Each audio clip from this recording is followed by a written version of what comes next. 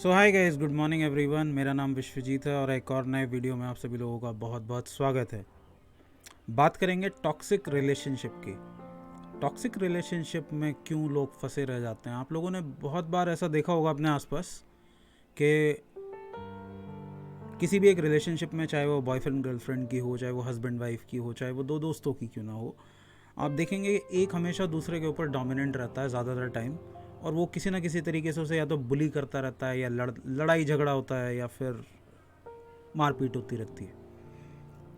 और इसके बावजूद आप देखेंगे कि ये रिलेशनशिप चलती रहती है समहाउ। और आपके मन में भी कभी ना कभी ये क्वेश्चन ज़रूर उठता होगा ऐसे लोगों को देख के कि भाई ये अलग क्यों नहीं हो जाते। अगर इनकी आपस में पटती नहीं है, इनकी रिलेशनशिप इतनी टॉक्सिक है कि ये किसी भी चीज़ पे बिना झगड़े, बिना बुली किए नहीं रह सकते, तो ये अलग क्यों नहीं हो जाते। इसी को समझने की कोशिश करेंगे कि क्यों ऐसा होता है कि इतनी आपसी अनबन के बावजूद भी और इतनी नोकझोंक के बावजूद भी क्यों इस रिलेशनशिप को तोड़ना मुश्किल होता है। आदमी का ना मन ऐसा है, आदमी इस तरीके से बना हुआ है कि आदमी के अंदर दो चीज़ें हैं। एक आदमी के अंदर एक्सप्लोरेशन वाला मोड है, जो दुनिया को, चीज़ों को, लोगों को एक्सप्लोर करना चाहता है। और एक है जो बाउंड्री के अंदर रहना चाहता है, जो डरता है दुनिया से, लोगों से डरता है, नए लोगों से डरता है, नई सिचुएशन से डरता है। और ज़्यादातर ये जो डर वाला इमोशन है ना, ये आदमी के ऊपर हावी रहता है। आप हमेशा देखेंगे कि लोग फ्यूचर को लेकर बड़े टेंस रहते हैं, घबराए रहते हैं, क्योंकि फ्यूचर को आप प्रिडिक्ट नहीं कर सकते। फ्यूचर के अंदर एक अननोन का पार्ट छुपा हुआ है, एक अननोन छुपा हुआ है। नहीं पता आगे क्या होगा।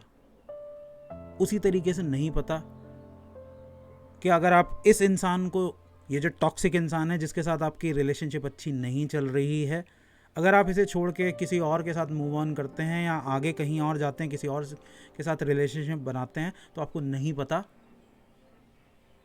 कि वो आदमी कैसा होगा। क्योंकि लाइफ इज़ हाईली अनप्रडिक्टेबल, और जो इंसान है वो लाइफ का पार्ट है, वो लाइफ से ही बना है।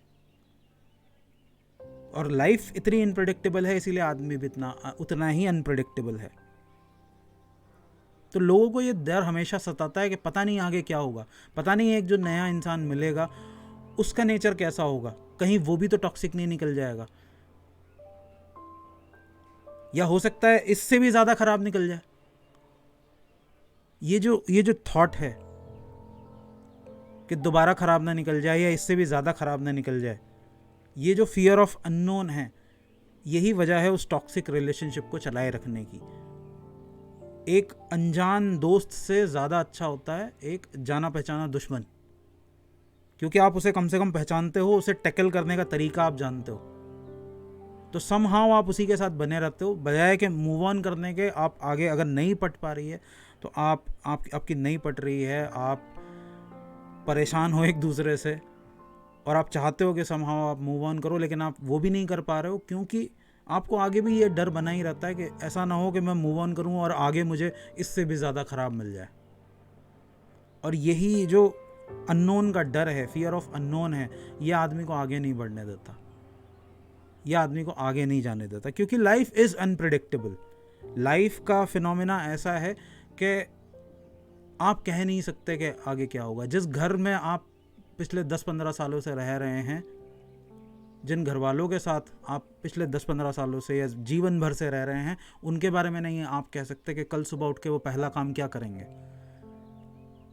या क्या आप बता सकते हैं कि जिस घर में आप रहते हैं, कल सुबह उसमें से, उसके सामने से कौन सा आदमी पहला गुजरेगा। ये लाइफ का रियल नेचर है। Life is highly unpredictable. और हमारे अंदर का जो वो हिस्सा है जो डरता है एक्सपेंड करने से, वो है हमारा मन। वो डर को पैदा करता है, वही डर को बनाए रखता है, क्योंकि डर हमारे सर्वाइवल इंस्टिंक्ट को बचाता है। और ज़्यादातर टाइम इसीलिए हमारे एग्जिस्टेंस पे फियर का इतना कंट्रोल है, डर का इतना ज़्यादा कंट्रोल है, क्योंकि हम जीने से ज़्यादा सर्वाइव करने में बिलीव करते हैं। और जो जिएगा वो थोड़े एक्सप्लोरेशन वाले मोड में जिएगा, वो रिस्क टेकिंग मोड में जिएगा। तो अगर आप किसी टॉक्सिक रिलेशनशिप में फंसे हुए हैं तो इसीलिए फंसे हुए हैं क्योंकि आपके दिमाग में जब भी इससे बाहर निकलने का थॉट आता है तो आप यही सोचने लगते हैं कि अगर मैं बाहर निकल गया तो पता नहीं क्या होगा, हो सकता है इससे भी बुरा हो जाए, लेकिन ऐसा भी तो हो सकता है कि इससे अच्छा हो जाए। So let's find out. दूसरे इसके पीछे की वजह है, मे बी ये इसका थोड़ा ओवर सिंप्लीफाइड वर्जन हो सकता है, लेकिन दूसरा इसके पीछे की वजह है कि दोनों में से कोई भी एक एम्पावर्ड नहीं होता है। इंडिया के अंदर खास तौर पे ऐसा होता है कि दो लोग अगर रिलेशनशिप में हैं तो दोनों में से कोई भी एक होगा जो एम्पावर्ड होगा, दूसरा एम्पावर्ड नहीं होगा। एम्पावरमेंट इसकी बहुत बड़ी प्रॉब्लम है। खास तौर पे ये जो प्रॉब्लम आती है वो फीमेल्स के साथ ज़्यादा आती है। फीमेल ज़्यादा स्टक हो जाती हैं रिलेशनशिप के अंदर क्योंकि वो ज़्यादातर टाइम फीमेल्स जो होती हैं वो डिपेंडेंट होती हैं एक मेल के ऊपर, और अगर वो छोड़ के जाएंगी तो उन्हें हर तरह का नुकसान झेलना पड़ेगा। तो वो बजाय के हिम्मत दिखाएं और अपने आप को सेल्फ एम्पावरमेंट की तरफ ले जाएं, उसमें टाइम लगता है, उसमें मेहनत लगती है, वो टिकी रहती हैं उसी इंसान के साथ कि चलो ठीक है झेल लेंगे इसको जैसे तैसे करके, कोई बात नहीं, कम से कम ज़रूरतें तो पूरी होती हैं, झेल लेंगे। लेकिन समहाउ ये टॉक्सिसिटी जो है वो बढ़ते बढ़ते कभी कभी बहुत ज़्यादा बढ़ जाती है। कभी कभी नहीं, ज़्यादातर टाइम ये समय के साथ बढ़ती है, कम नहीं होती, और फिर रिलेशनशिप्स जो हैं वो टूटते हैं। तो रिलेशनशिप एक दूसरे को सपोर्ट करने के लिए होनी चाहिए, ऐसा नहीं कि दो लोग रिलेशनशिप में आए एक दूसरे का जीना हराम करने के लिए। इससे अच्छा तो ना आए। तो अगर आप एक दूसरे को सपोर्ट कर सकते हैं तो हमेशा एक ऐसा माहौल क्रिएट कीजिए अपने आसपास जिसमें सपोर्टिवनेस हो, आप सपोर्ट करें एक दूसरे को, ना कि आप एक दूसरे के ऊपर ब्लेम डालते रहें। ज़्यादातर टाइम लड़ाइयाँ इसी वजह से होती हैं कि मैंने तुम्हारे लिए ये किया, तुमने मेरे लिए बदले में ये नहीं किया, और सामने वाला फिर पलट के बताता है कि मैंने ही तुम्हारे लिए ये किया, तुमने मेरे लिए ये नहीं किया। तो समझें इस फियर ऑफ अननोन को और समझें इस एम्पावरमेंट को। जब तक आदमी एम्पावर्ड नहीं होगा तब तक उसका फियर भी नहीं जाएगा। जब तक वो सेल्फ डिपेंडेंट नहीं होगा तब तक उसका फियर भी नहीं जाएगा। अगर आप एक वंडरफुल आदमी हैं बाय नेचर तो लोग आपके साथ रहना चाहेंगे।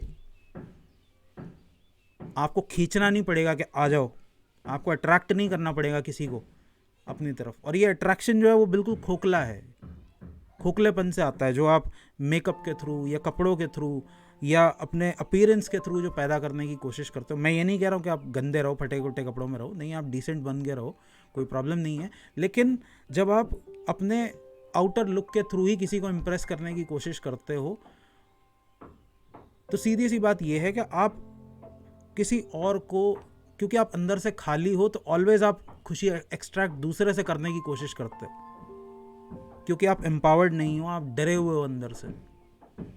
तो जब तक आप अपने डर का सामना नहीं करना सीखोगे तब तक आपके अंदर ताकत नहीं आएगी, और जब तक आपके अंदर ताकत नहीं आएगी आप सेल्फ इम्प्रूवमेंट की तरफ और सेल्फ डिपेंडेंसी की तरफ आप नहीं बढ़ोगे।